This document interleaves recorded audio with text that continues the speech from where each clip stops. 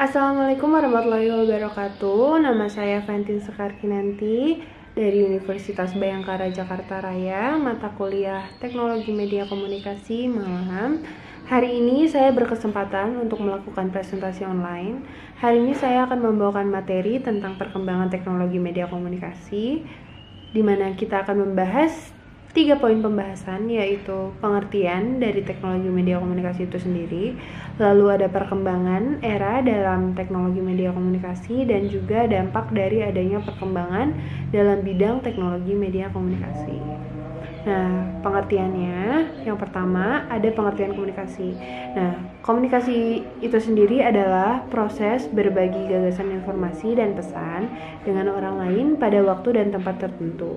Komunikasi meliputi hubungan surat dan percakapan sebagaimana komunikasi nonverbal seperti ekspresi wajah, bahasa tubuh, dan isyarat, dan komunikasi visual yang meliputi penggunaan gambar seperti lukisan, foto, video, atau film. Dan juga komunikasi elektronik seperti percakapan melalui telepon, surat, elektronik, televisi, model, dan sarana satelit. Selanjutnya, teknologi komunikasi sendiri adalah teknologi peralatan perangkat keras atau hardware dalam sebuah struktur organisasi yang mengandung nilai-nilai sosial yang memungkinkan setiap individu mengumpulkan, memproses, dan saling tukar-menukar informasi dengan individu-individu lainnya. Jadi teknologi komunikasi itu adalah alat yang kita pakai untuk kita dapat bertukar pesan dengan individu lainnya. Untuk perkembangannya itu sendiri, yang pertama kita akan membahas pada tahun 4000 sebelum Masehi, di mana itu termasuk ke dalam era komunikasi tulisan. Nah, pada era komunikasi tulisan itu ada yang namanya bangsa Sumena menulis dalam lembaran tanah liat. Begitu juga pada tahun 1041 Pisheng di Cina menemukan sejenis alat cetak baru sederhana. Selanjutnya ada 1456, di mana itu era komunikasi cetakan. Nah, pada era komunikasi cetakan itu tahun 1456 Gutenberg menemukan alat mesin cetak pertama, yaitu metal hand press, yang kemudian pada tahun 1833 penerbitan surat kabar yang pertama kali diluncurkan oleh The New York Sun. Selanjutnya kita beralih kepada tahun 1844, di mana sudah memasuki era telekomunikasi. Yang pertama itu Samuel Morse mengirimkan pesan melalui alat telegraf. Kemudian pada tahun 1876 ditemukannya telepon oleh Alexander Graham Bell yang bisa mengirimkan pesan melalui pesawat telepon. Pada tahun 1894 mulailah ditemukan film bioskop untuk pertama kalinya. Dan sekarang kita sudah memasuki komunikasi interaktif, di mana era ini ditandai dengan kemunculan TV kabel melalui satelit, evolusi perkembangan teknologi informasi melalui 4 era, yaitu era komputerisasi, era teknologi, era sistem informasi, dan era globalisasi informasi.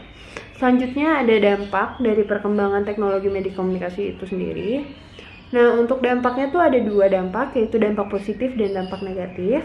Kali ini saya akan membahas dampak positifnya terlebih dahulu.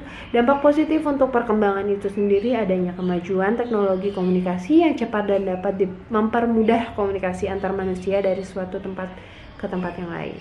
Dan juga informasi yang dibutuhkan akan makin cepat dan mudah diakses untuk kepentingan pendidikan inovasi dalam pembelajaran makin berkembang dengan adanya inovasi e-learning yang makin memudahkan proses pendidikan. Seperti saat ini kita sangat menikmati adanya perkembangan dari teknologi itu sendiri, karena kita saat ini kan sedang pandemi, jadi kita belajar melalui e-learning, dan ini dari perkembangan teknologi itu sendiri membuahkan dampak yang sangat positif untuk pembelajaran kita dapat dilakukan di rumah.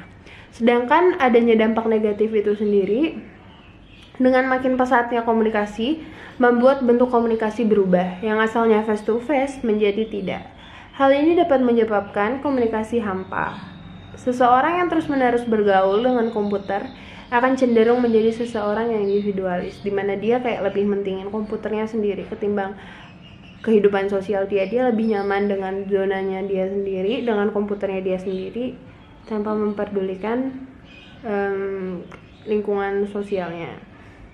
Terus juga ada maraknya cybercrime yang terus-menerus membayangi, seperti carding, ulah cracker, manipulasi data, dan berbagai cybercrime yang lainnya. Banyak sekali cybercrime yang masih terjadi di Indonesia. Jadi dampak negatif itu sendiri lebih ke terlalu kecanduannya kita terhadap teknologi yang sangat canggih saat ini, dan membuat mendekatkan yang jauh tapi menjauhkan yang dekat. Sekian presentasi dari saya. Jika ada salah kata saya mohon maaf. Terima kasih. Wassalamualaikum warahmatullahi wabarakatuh.